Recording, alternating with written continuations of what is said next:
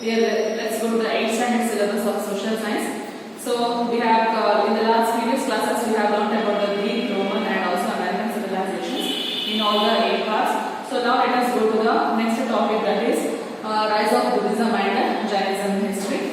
So, in this lesson, in this session, we are going to come across a number of points like what are the reasons behind the rise of Jainism and Buddhism, and also we are going to study about the deep study about the Jainism as well as about Vardhamana Mahavira from 599 to 527 BCE. So let us have a detailed note regarding these topics and also some important images regarding this session.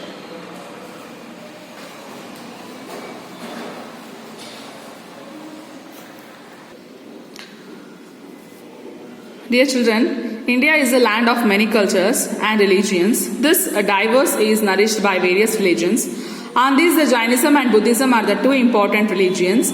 They emerged during 6th century BCE in the mid-region of river Ganga plains. Buddha and Mahavira preached peace, non-violence, tolerance and human values, which are the essence of plural culture. The reasons for the emergence of these religions were in contemporary social and political systems.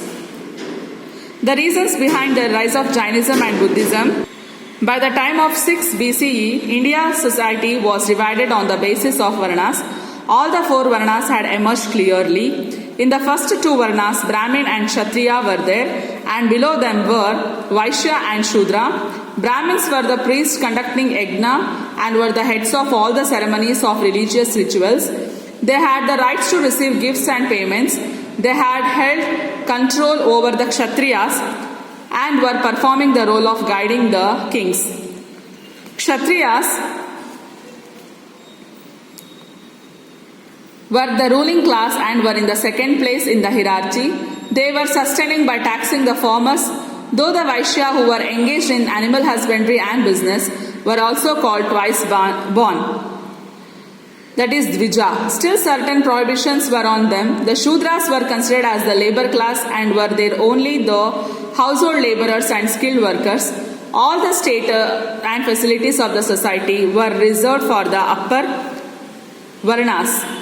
Women along with Shudras were considered as profane. This Varna-based society had created tension and complaints among the communities. During this period, the teachings of Gautama Buddha and Mahavira appeared as new hopes for them.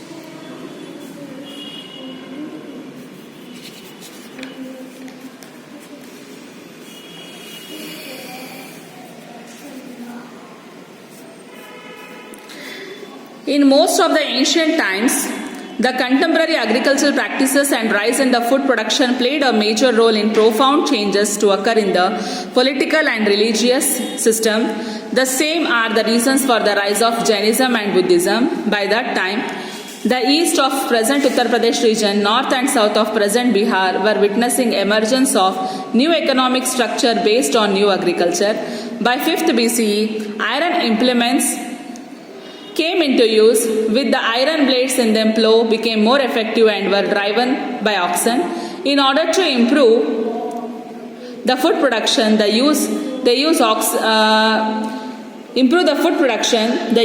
oxen were inevitable. The oxen were sacrificed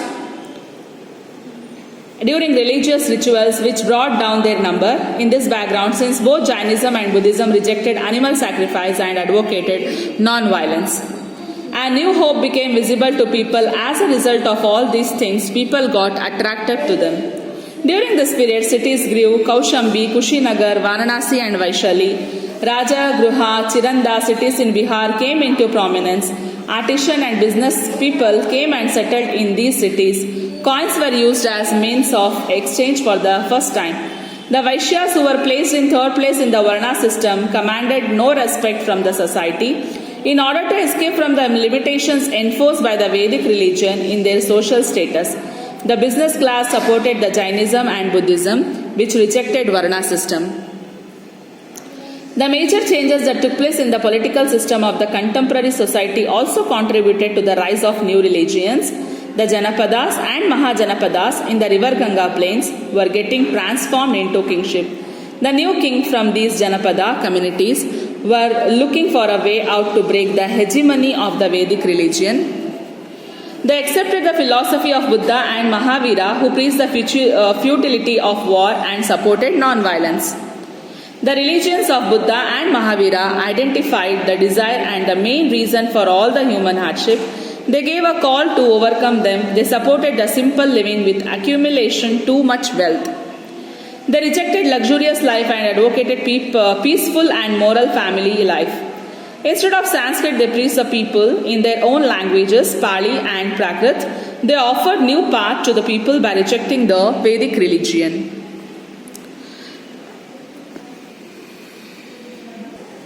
Now let us understand what is Jainism. Jainism is one of the very ancient religions.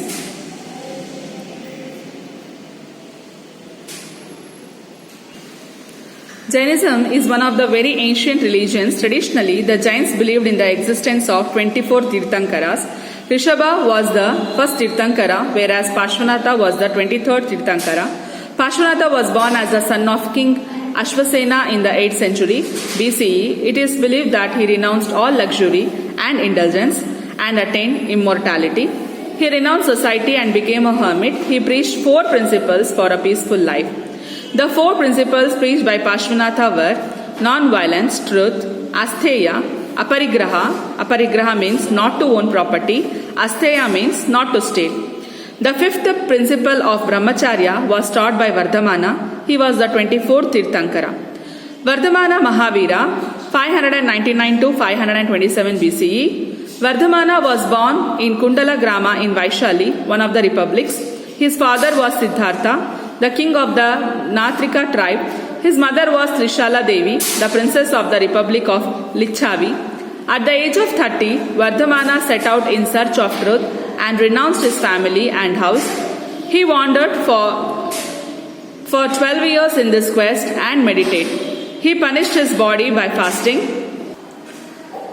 At the age of 42, he achieved enlightenment or Kaivalya. Vardhamana controlled his senses and achieved power over comfort and pain. Due to this achievement, he came to be known as Mahavir and became a Jina. A Jina was one of who had overcome his senses and become victorious. Thus, his followers came to be called Jains. Mahavira spent 30 years, that is the rest of his life, preaching his knowledge to the people around the Ganga and Yamuna rivers. He attained Nirvana in his 72nd year in Pavapuri of Bihar. Mahavira taught 5 vows and 3 principles of behavior. These latter are called Three Ratnas. The 5 vows are as follows. First is non-violence, second is truth, third is astheya, fourth is aparigraha, and fifth is brahmacharya. The 3 Ratnas are as Samyak Gyan, Samyak Darshan and Samyak Charita. Jainism does not reject the existence of God completely, yet it advocates atheism. It denies the role of God in the daily affairs of people. It places God at a lower level than Jina. The Jains believe that every animate and inanimate thing possesses a soul. They also believe that it is only through purification of the soul that one can achieve freedom from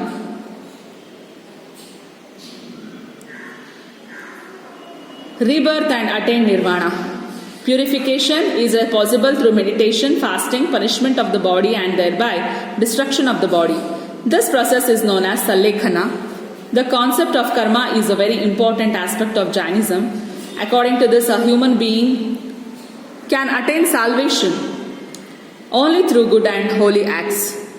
To attain enlightenment, the soul had to achieve freedom from the bondage of the body. Traditionally, we get to see 2 important sects among Jainism called Shvetambaras or Digambaras.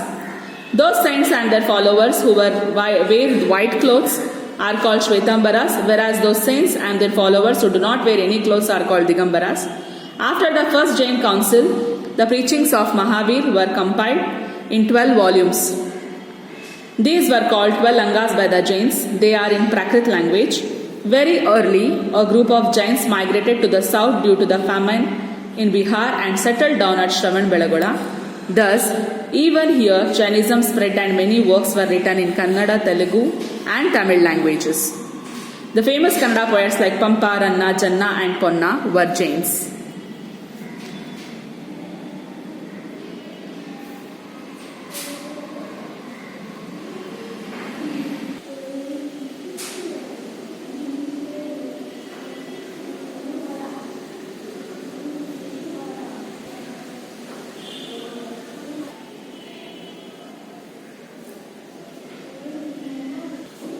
You can see the sects of Jainism.